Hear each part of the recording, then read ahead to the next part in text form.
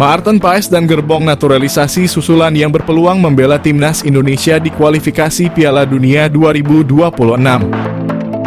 Timnas Indonesia akan melanjutkan grup F putaran kedua kualifikasi Piala Dunia zona Asia.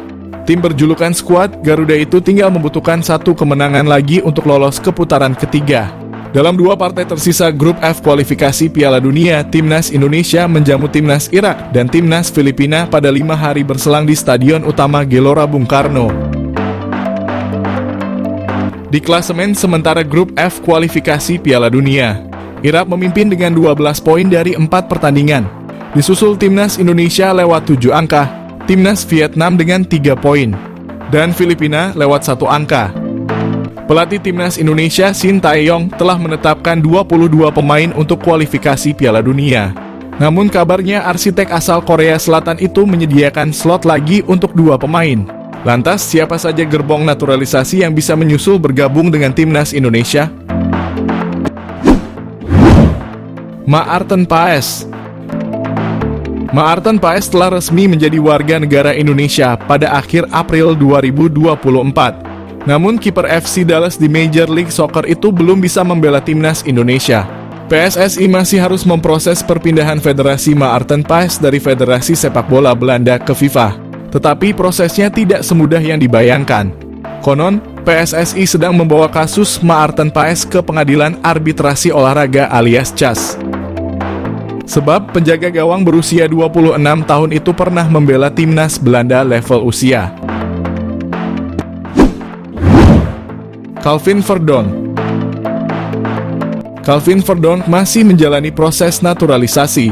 Pengajuan perpindahan kewarganegaraannya dari Belanda ke Indonesia kabarnya telah masuk pembahasan DPR RI. Namun naturalisasi Calvin Verdonk harus berlomba dengan waktu. PSSI tinggal mempunyai waktu 2 pekan untuk meresmikan perpindahan kewarganegaraan plus peralihan federasi.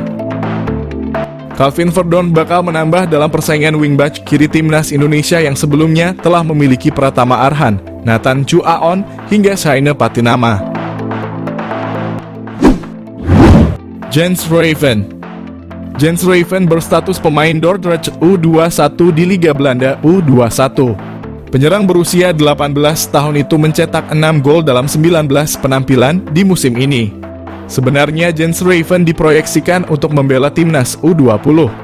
Alih-alih timnas Indonesia yang mempunyai ambisi besar dengan lolos ke Piala Dunia U20 di Chili.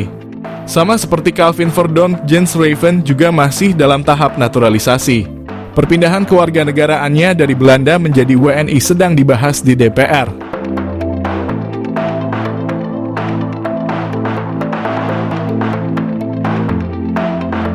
Peluang mengecil Jordi Amat jadi starter, ada pesaing lebih berat di timnas Indonesia. Jordi Amat menghadapi pesaing baru di timnas Indonesia dengan level permainan lebih tinggi dibanding dirinya. Terakhir kali Jordi Amat membela timnas Indonesia, Jay Itzes belum tersedia untuk tim Merah Putih. Penampakan terakhir Amat di tim Garuda terjadi di Piala Asia 2023 saat ia membawa Merah Putih berkibar hingga 16 besar. Saat itu Jay Itzes sudah mengantongi status WNI tetapi melewati batas pendaftaran pemain Piala Asia 2023. Belum ada Itzes, Amat menjadi andalan di lini belakang. Dengan usia 32 tahun, ia juga melewati rentang usia pemain yang biasanya dipanggil Shin Tae-yong. Pada agenda berikutnya di kualifikasi Piala Dunia 2026 pada Maret, Amat mengalami cedera sehingga tidak dipanggil.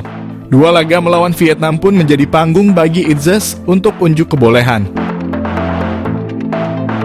Itzes menyumbang 2 celaan set dan 1 gol dalam 2 laga berakhir atas Vietnam. 3 bulan berselang, Amat sudah sembuh dan kembali dipanggil untuk agenda kualifikasi Piala Dunia bulan Juni. Pada skuad mendatang, peluang ex-back Swansea City itu untuk menjadi starter tak akan sebesar bulan Januari.